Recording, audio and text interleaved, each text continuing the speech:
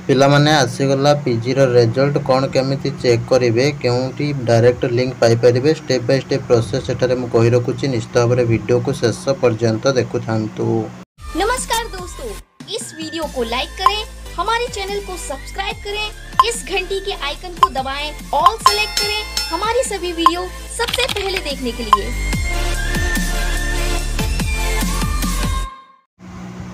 पिलामाने description ले थिबा link रे क्लिक करके OCS bye Ranjan app download करेंगे एवं से ऐप रे तुमको डायरेक्ट लिंक दे देछि पीजी रिजल्ट चेक करिवार। कौन सी ऐप रे एटा मिलिवनी, तुमको फास्ट सर्वप्रथम रिजल्ट लिंक मो ओसीएस बाय रंजन ऐप रे दे देछि।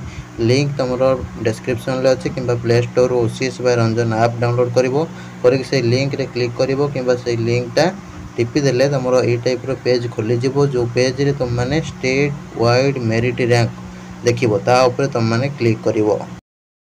क्लिक कला परे आपनकर ये टाइप रे आसी जिवो, जोटी state wide provisional merit list एमती आसी जिवो। एटी निजर सब्जेक्ट जदि सिलेक्ट करि नेबे एवं एटी निजर हॉल टिकेट बा रोल नंबर सेटा को एटी एंटर करके जो कैप्चाटा दे देबे, ताले निजर मार्क रैंक जानि परिबे। ता सहित आपण माने कोन करिवे, जदि केवल सब्जेक्ट चूज करिकी शो बटन मारुचंती ताले सब्जेक्ट वाइज मेरिट लिस्ट एटा देखि परिवे।